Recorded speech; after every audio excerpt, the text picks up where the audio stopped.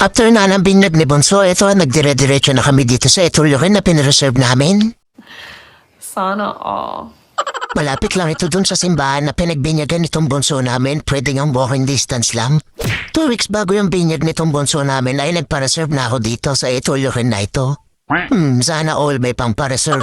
Kailangan mo magpa-reserve lalo't madami kayong kakain lalo sa ganitong kainan. O diba puro lalo yung sinasabi ko? 11 AM pa lang na umaga dito pero tingnan mo naman yung pila ng tao.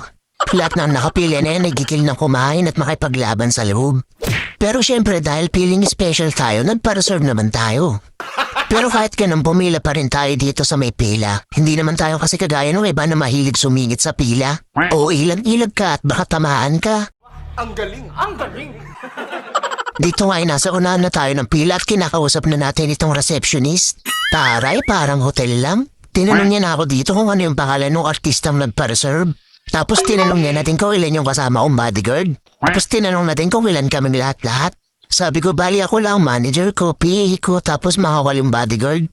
Yung pa palang si kuyang driver ko, tapos yung makeup artist ko, bali 12 kaming lahat-lahat. Huwag mo na intindihan na sinasabi nila.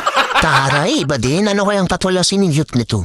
Ang lakas ng tama ang lakas ng tama sa'yo. Inawakan niya na nga pala itong walkie-talkie niya tapos nagsalita na din siya. Sinabi niya na din doon sa kausap niya yung pangalan ko na nandito na daw ako. After nun ay pinapasok na kami tapos binigyan na kami ng 3 table. 12 yung pinareserve ko pero 10 lang pala kaming nandito. Sa bawat mesa nga pala ay may tig-4 na silya. Ang tanong, tig-ilang tao sa bawat mesa. Biglang naging problem solving nga, iba din. Minigyan na din pala ako ni Kuya nag-assist sa amin ng 10 pares ng kutsara at tinidor. O diba nabubulol na halatang gutom na? Yari talaga sa akin lahat ng putahe dyan, titikman ko isa-isa yan. Sumubo lang ako ng konti kaninang umaga para ready tayo ngayon sa bakbakan. 249 nga pala ang per head nitong sa Etulyokin. Tapos 149 naman sa 2 years old pataas ang edad. Hindi ko na matandaan kasi nagugutom na talaga ako. Pinatong ko na nga pala sa bawat mesa yung pares ng kutsara at tinidor. Nakasil siya ng plastic kaya parang hindi pa siya talaga nagagamit. May oras nga pala yung pagkain dito, bali 1 hour and 30 minutes lang yung time. Ang swerte mo naman kung maghapon nandito ka. At dahil may time na dito eto't pumunta na ako agad dito sa pilahan. Siyempre ang una mong kukunin na yung plato. Kanya-kanyang kuha na kami dito kasi malalaki naman na sila kaya bahala na sila. Hawak-hawak ko na nga pala yung plato dito, obvious ba?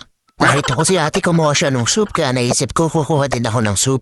Oh my God! Wow! Para hindi alat ang first time natin, mindset ba mindset? Bago yun ipiplex ko muna yung mga nakapila sa labas, nag-aantay sila na makapasok dito. Kaya nga sila nasa labas ipapasok sila eh.